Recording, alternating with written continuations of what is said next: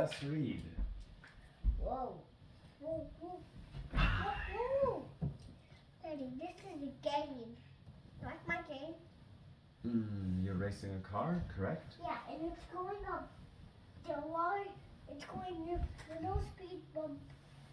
Would you like And to the get big under one, the... and the big one, and the big one, and the biggest one, and the biggest one ever in the world. Oh, that's a big one. Do you want to fly over it? Flying over it would probably be a good decision. If you want to race over it, you can. Do you want to read Henry Hackelbeck Gets a Dragon? Yeah. Do you want to read it from the start? Or chapter 6?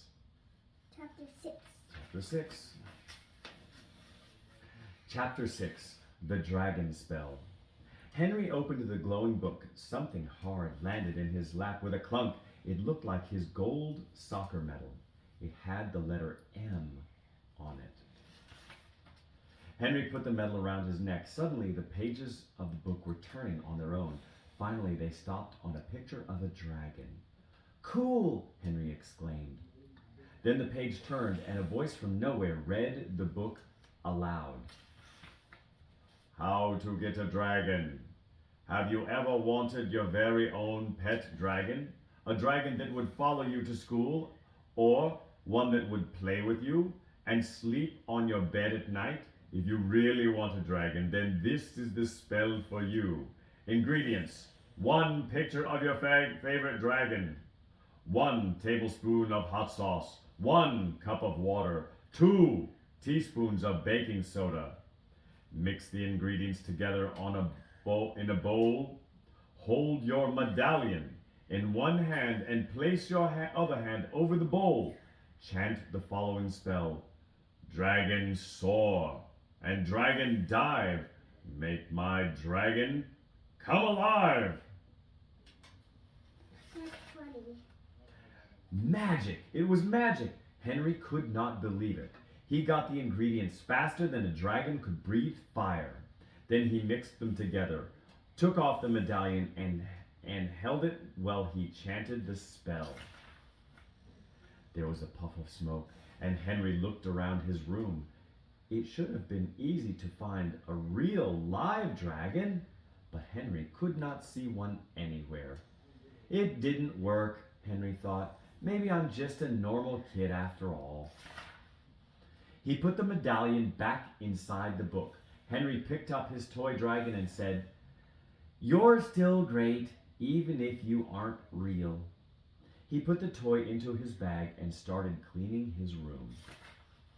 Chapter 7. Fire-breathing freak-out. The next morning, Henry's bag felt heavier than it had the night before. That's odd, Henry thought. He peeked inside. Magnifying glass? Check. Goalie gloves? Check. Dragon toy? Check. What's Yes, he doing? he's showing him something from his bag. Looks like a stinky sock.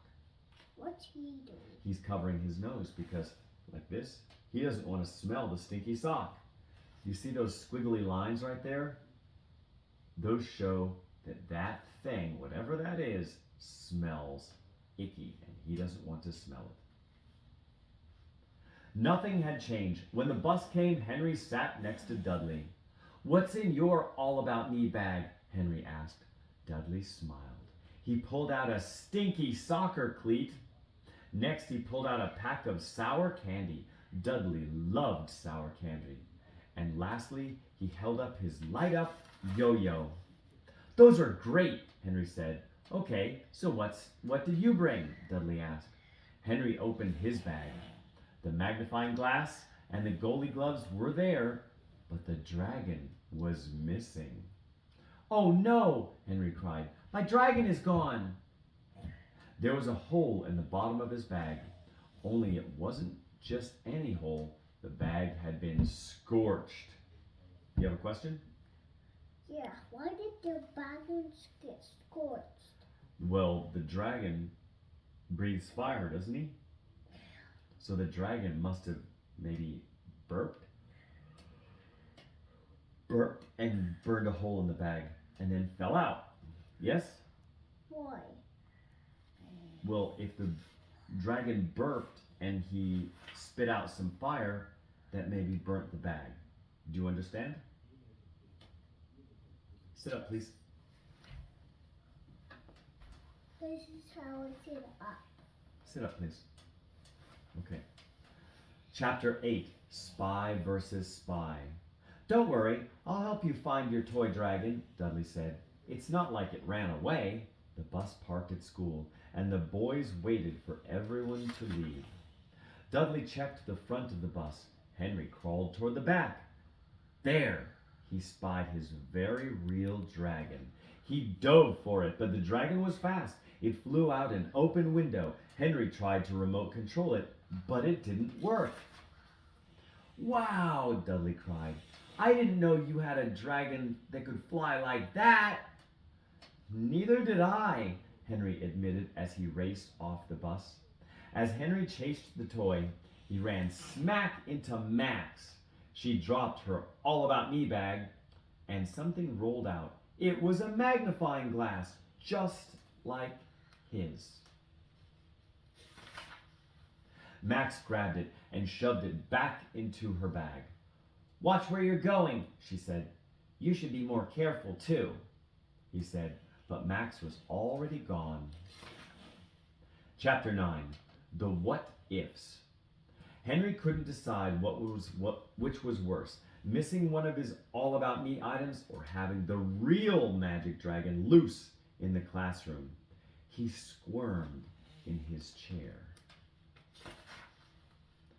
What if the dragon lands in Mrs. Mizzle's hair? What if the dragon tries to eat all the kids' snacks? Or what if the dragon burns the whole classroom? Then Dudley nudged Henry's foot and said, Somebody's staring at you. Somebody was staring at him, but it wasn't a dragon. It was Max. She pointed behind Henry. He turned around. The tiny toy dragon sat on top of his cubby. Henry carefully raised his hand. He did not want to scare the dragon away. He also did not want the class to see the dragon. Mrs. Mizzle, may I please go get something from my backpack? His teacher nodded. That means yes. Henry walked to his backpack with his best "there's no dragon on top of my cubby" walk. With every step Henry took, the little dragon tilted its head and flashed his red eyes painfully. With a gulp, Henry reached the dragon, but it flew away, and Henry fell into the wall of cubbies. Yes, Luke? That's not nice. What's not nice? He's laughing at him. I think you are correct. They're laughing at him. And that's not funny. No, it's not. You're correct. Backpacks, jackets, and snacks tumbled onto the floor. The whole class laughed. At least, almost the whole class. One student did not laugh at all. Max.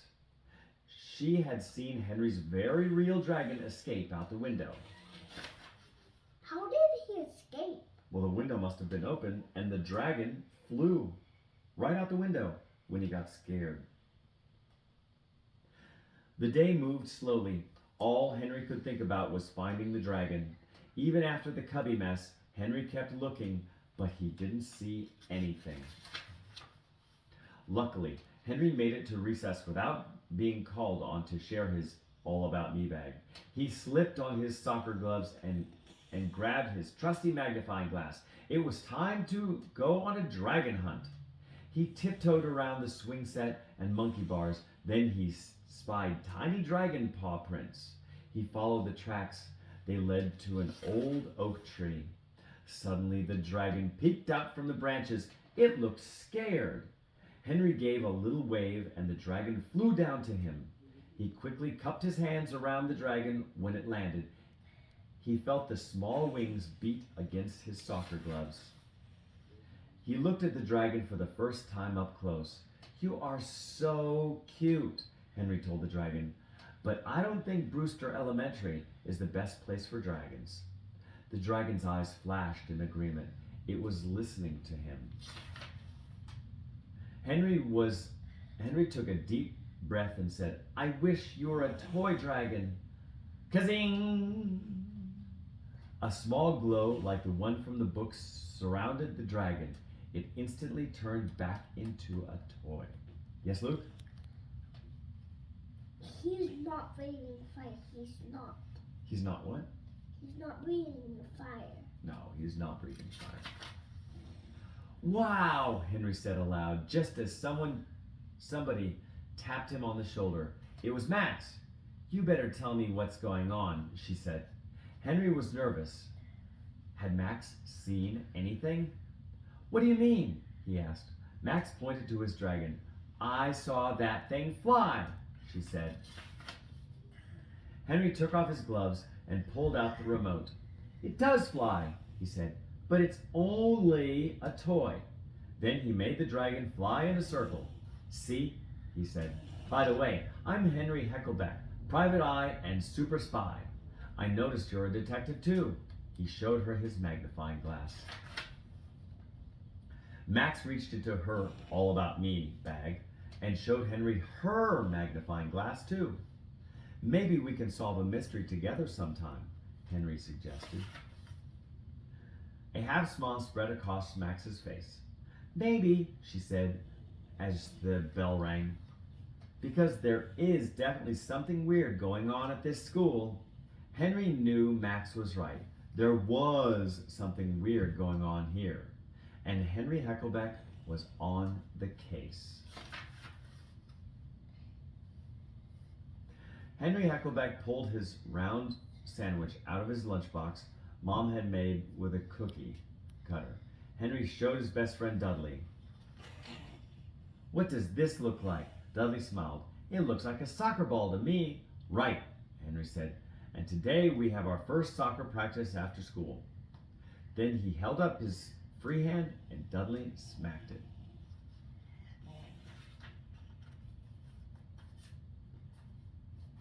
That's the end of the book.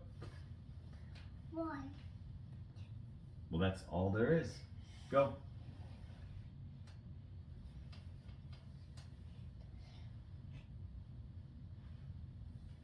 I want to fall off. Daddy, Yes, sir? I want to fall off. No, you don't.